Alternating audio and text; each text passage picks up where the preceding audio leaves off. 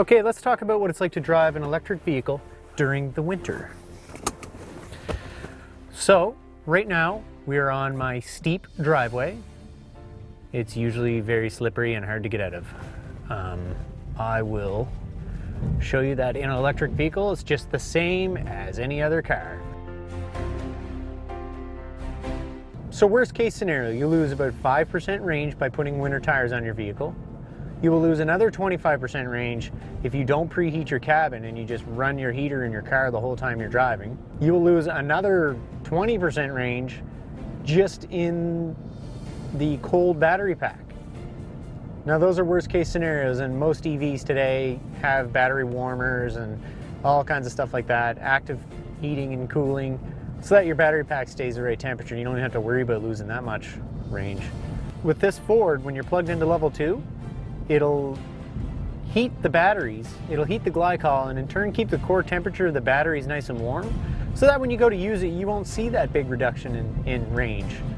A lot of electric cars come with heated seats because it's a lot cheaper to run that resistor in the seats than it is to run the cabin air heater.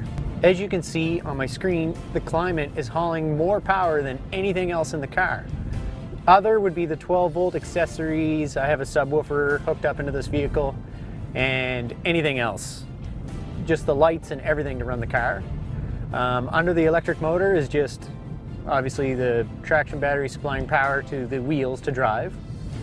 And if you can have a look at the screen here, I will let go of the gas and you'll see that it's using no power to drive the vehicle as it's just coasting. And power is actually flowing backwards into the battery. Typically, based on the battery size, your carbon debt is usually in a range from 6 to 13 months before it's paid off. After that, you're not adding any more pollution to the atmosphere by driving your electric vehicle. Now, it's true, your car is as clean as the power generated on your grid that you're plugging into. My home has a solar system on the top.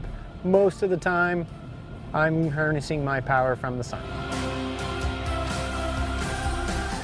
This was a 2016 Focus Electric. It's all electric, there's no internal combustion engine. It cost $25,000. People just automatically think they're at least $50,000, $60,000, but they're not. They're very affordable. The loan has definitely paid for itself in not buying fuel. I'm not giving oil companies money, and it's paying my loan off. Most Canadians travel within the range of an electric vehicle anyways, they just don't realize it. The average EV owner isn't charging their car out in public. I mean, you do it at home. You drive around during the day, you go home, plug your car into the house, and in the morning you wake up with a full tank. Traction, well, it's the same as any other front-wheel drive car. You would just be gentler than you would if you were in a gas-powered vehicle because the accelerator is very touchy. The car just wants to take off.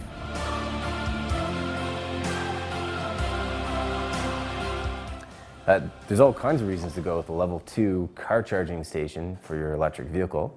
The first one is you're going to have access to the plug shared network in your region so that you can see all of the other home charging stations.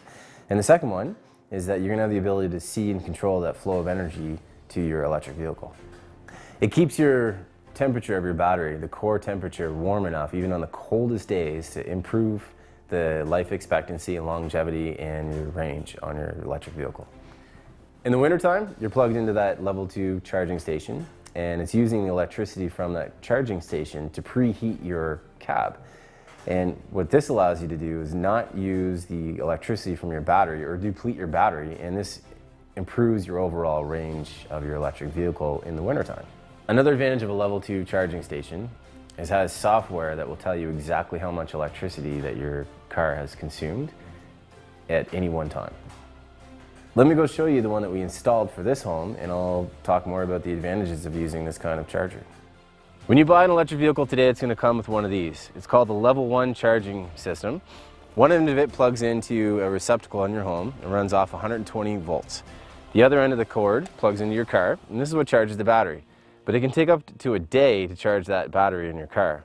The next step up from this would be a level 2 car charging station. It looks like this, mounted to the side of your home.